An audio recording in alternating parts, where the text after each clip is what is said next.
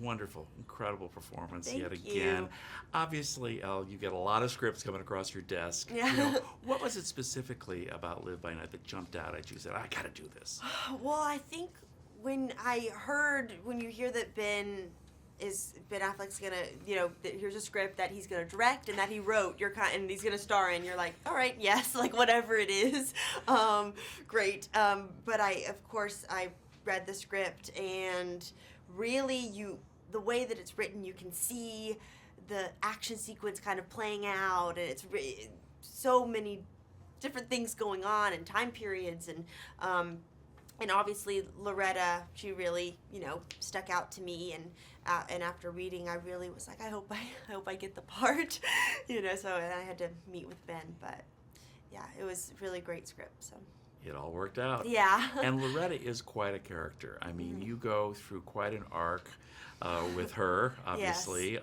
Talk a little bit about that, because it's almost like she's almost like two different characters in a sense. I mean, because of what happens to her. Yeah, when you first see her, she is this kind of light in the film. She kind of represents, she's very hopeful, and she kind of thinks, any dream can come true, and she wishes, to go to Hollywood to become a star. But she doesn't really quite make it there, and then the next time you see her, she's really changed and had to grow up because she's seen so much dark things, and from there, then she kind of goes into another stage of her life where she becomes an evangelist preacher. She's born again, and she's preaching against alcohol and drugs and the casino and gambling and all that. So which definitely hurts Joe's character. But he met her when she was more of the little girl as well. So I think for him it's hard to see her now. She's this young woman, but she's experienced so much, and so I think he has a soft spot for her, and their relationship is kind of an interesting one because they're equals in a way. Yeah. But also, I thought because of the time frame that we're looking at, it's easy to believe that Loretta could have been that innocent. It's not like today where, kids learn about all sorts of bad things in the world. Yes. Let's face it. Yeah. And that's a good thing because then they can avoid them, hopefully. But obviously that's a whole other avenue. You've mentioned this already, but working with Ben, both on screen and then as director, it must be interesting, both aspects of that. Talk about that a little bit. It's incredible. I mean, him being an actor, he understands actors so well, and how to kind of create the best environment to facilitate your best performance, and to want to just let everyone be creative, and he's just so kind of giving in that way, and then as a director, I can't believe, like, his organization in his mind, to have to switch, but when you're doing, because I did a lot of scenes, most of my scenes were with him, and when you're with him he's Joe, and he's completely the actor in the scene, and you don't feel like he's judging or critiquing you as a director, and then when it's cut, he's like setting up, the next shot and going here, what about this light or whatever. So it's really, it's really cool, his sets. You've talked about this a little bit already, but why do you think Joe is so protective of Loretta in an interesting way in the story? Yeah, I also think that she kind of represents, like, his guilt, in a way.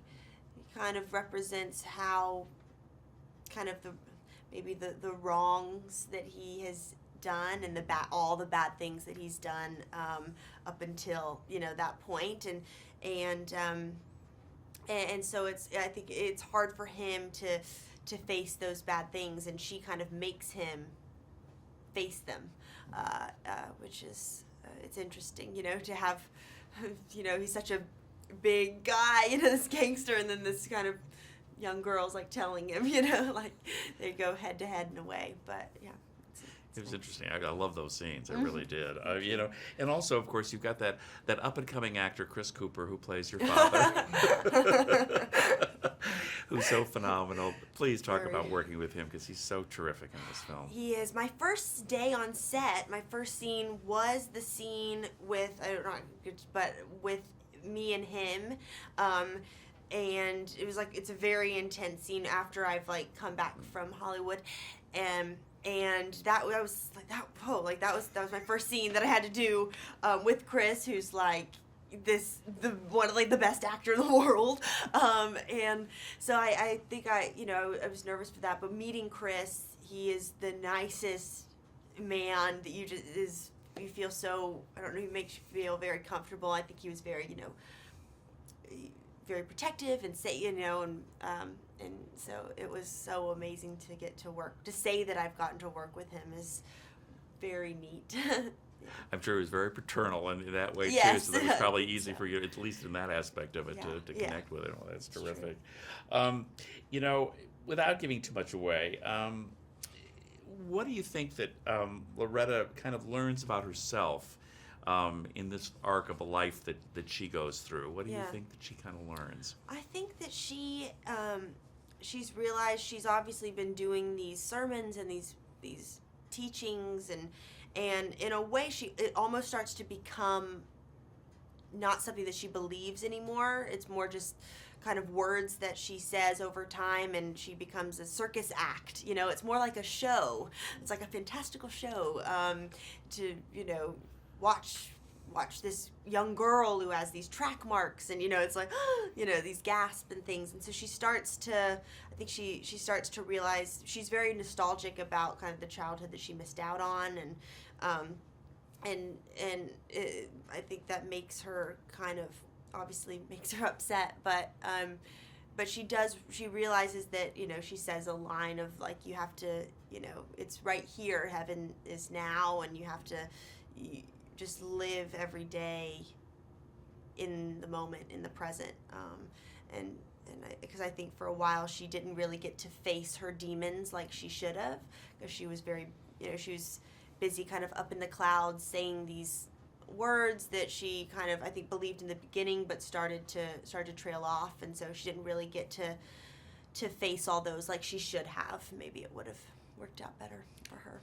Well, speaking of that whole religious evangelist, did you study some folks that have done that, or did you look at tapes or whatever? I'd be curious how you got into that. There's a woman, Amy Semple McPherson, which you kind of can tell. We based a lot of kind of Loretta's look off of her white and the big jeweled crosses and things. And there was YouTube videos that I had watched, actually. I was like, this amazing video of her literally speaking a speech against, during the Prohibition, against alcohol. And so that was great to watch, and I based a lot of things off of her. So.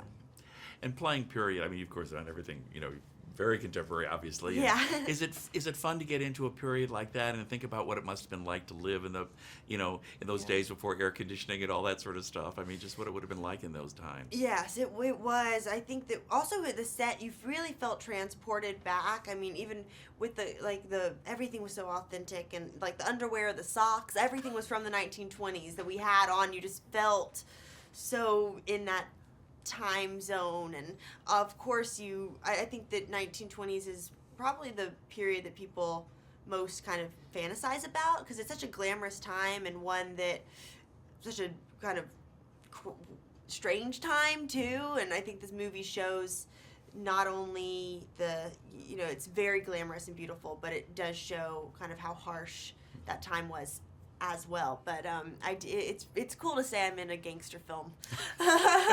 I like that. With all these wonderful actors, yourself included. It's really a wonderful piece of work. Always a pleasure to see you.